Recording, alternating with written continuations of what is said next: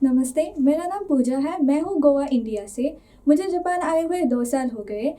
मैं Ibaraki university में PhD कर रही हूँ इन mechanical systems engineering. Ibaraki university establish हुई थी इन द ईयर 1949 और यहाँ के यूनिवर्सिटी के 3 कैंपस हैं, जो कि है एक Ibaraki University Ami campus which is for agriculture.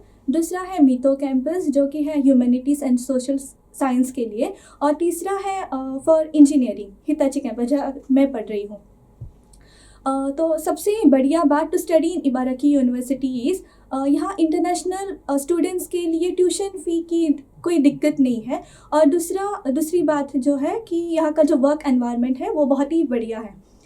और मेरी लैब की अगर बात की जाए तो मैं मैकेनिकल सिस्टम्स इंजीनियरिंग डिपार्टमेंट से हूँ और इनका एक अलग इंस्टीट्यूट है, carbon recycle energy research center क्रक, जो कि जापान में ओनली इंस्टीट्यूट है जो कार्बन न्यूट्रलिटी के ऊपर फोकस करता है।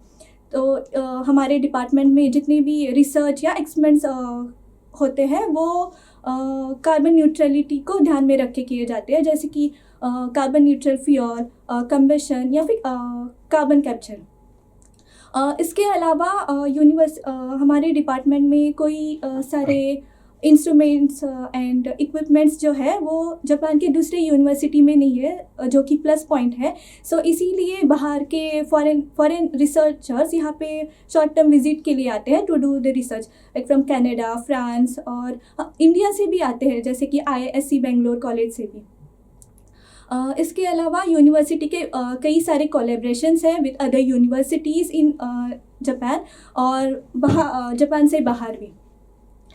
यहाँ की अगर स्टाफ और फैकल्टी के बारे में बात की जाए तो ये बहुत ही काइंड लोग हैं, काइंड हम्बल लोग हैं और बहुत ही सपोर्टिव है। जब मैं जापान में पहली बार आई थी, मेरे प्रोफेसर ने मुझे बहुत हेल्प की, यहाँ तक कि अपार्टमेंट ढूंढने के लिए भी।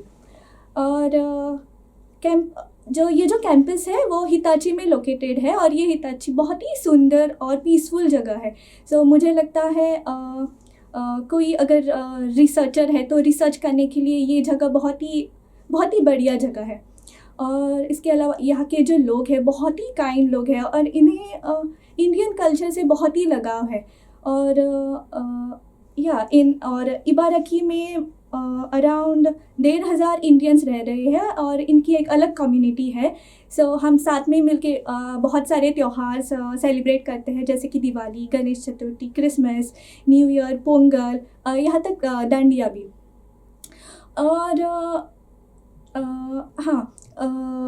इनका जो गवर्नमेंट है ये भी हमारे लिए बहुत ही सोचता है, लोगों के लिए, इंटरनेशनल लोगों के लिए। अगर इकोनॉमी डाउन हो जाए या फिर प्राइसेस हाइक हो जाए तो ये अलाउंसेस देंगे, सो जिससे दिक्कत थोड़ी कम हो जाती है।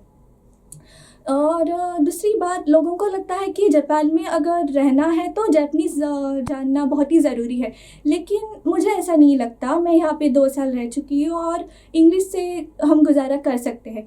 और अगर आपको जापानीज़ सीखनी है तो आप यहाँ पे बाहर एक्स्ट्रा क्लासेस ले सकते हो। इसके अलावा यूनिवर्सिटी में भी यहाँ पे निहोंगो कैफ़े नाम का जापानीज़ क्लास ली जाती है बाय प्रोफेसर फुकुमुरा सेंसे।